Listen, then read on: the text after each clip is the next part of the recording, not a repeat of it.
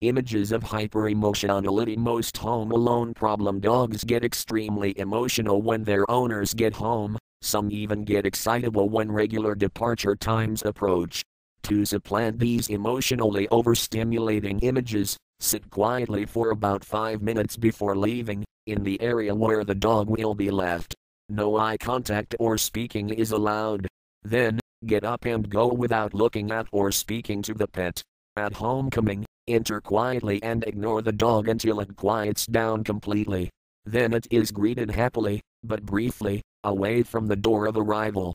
This subdued routine soon replaces the dog's highly emotional mental images of returns and departures with calmness and serenity.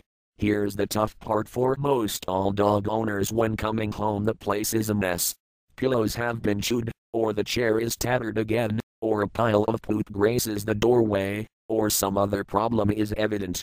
If we keep in mind that the dog has in the past suffered from conflicting images at homecoming, it is imperative that no emotion, or even attention, should be directed at the remnants of the problem, such as chewed up magazines, shoes, defecation, etc. Instead, after 5 minutes of ignoring the dog, it should be greeted away from the scene of the misbehavior, and then pleasantly taken outdoors or to another room and left alone while the mess is cleaned up. This avoids creating new or reinforcing old conflicting images of emotional reactions to, or interactions with, the debris, defecation, etc. I have always called this the secret cleanup. It has worked wonders as part of programs ranging from digging in the yard to house training puppies. Just why it is such an effective adjunct to correction programs remains to be satisfactorily explained. In the meantime, we'll have to say that the lack of an image of the owner and the mess is more beneficial to correction than is the image.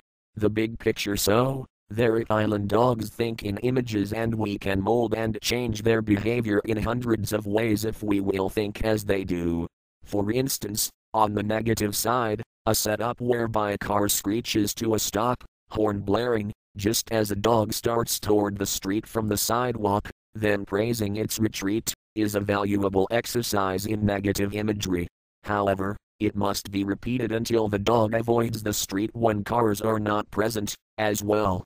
Teaching the panic command to come needs the dog's name followed by a code word, a sound image that is exclusive to coming when it is absolutely necessary, and praise words or a vocal rhythm that is unique to that command, coupled with fast hand clapping while taking a crouched position.